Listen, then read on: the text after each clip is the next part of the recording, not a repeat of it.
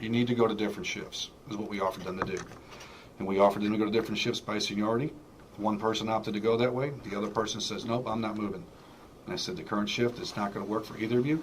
We need a mutual agreement, or we're going to follow the guidelines of the policy that states that continued violations can and will lead up to discharge. That's what we did. Linda asked if she would be fired if she didn't choose a different shift, and UPS labor manager Joe Brown stated, I didn't say that yet. Linda asserted that she was 100% innocent and that everyone else was lying about what had happened. UPS day sort manager Dan Kelly then clearly stated, I believe you, Linda. With their back and carpal tunnel in both hands. I'm not sure what this has to do with this case. Having carpal tunnel or problems with your back does not lead a person to have the issues that Linda's had accused against her of what other co-workers are dealing with. The back and carpal tunnel is internal to herself, not to other people. UPS sort manager Dan Kelly vouched for her as well, and Dan's going to respond to this in just a second because it goes through the presentation, kind of talks about how the meeting went, and Linda was asked if she'd be fired if she didn't choose a different shift, and UPS labor manager Joe Brown stated, I didn't say that yet. I point blank asked Linda, you need to pick a shift, the twilight of the night, because Michelle already picked preload. She goes, what, are you going to fire me? And I said, you need to tell me what sort you're going to work on.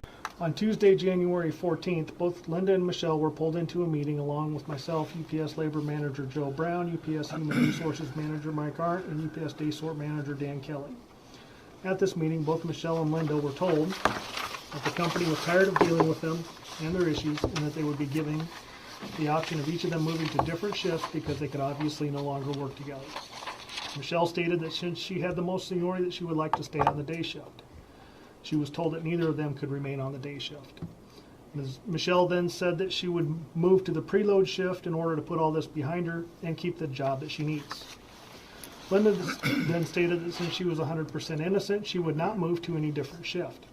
We then took a caucus, and when the company came back in, Michelle informed the company that she was willing to move to the preload shift and that Linda could stay on the day shift as long as Linda wouldn't double shift on the preload, so that she would not have to work with her at all. Linda then stated it was her right to double shift and they could not take that away from her, and that they would have to fire her. The company then stated that either both of them moved or there was no deal.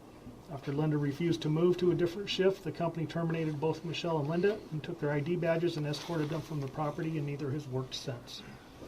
The company refused to take action on this verified incident, and as you will note in the Union Exhibit A, made no record of the complaint being filed and did not keep any written documentation from the incident. Michelle has gone out of her way and has proven that she will do whatever is necessary to keep her job at UPS, including switching shifts, so that she no longer has to work with Linda Bates.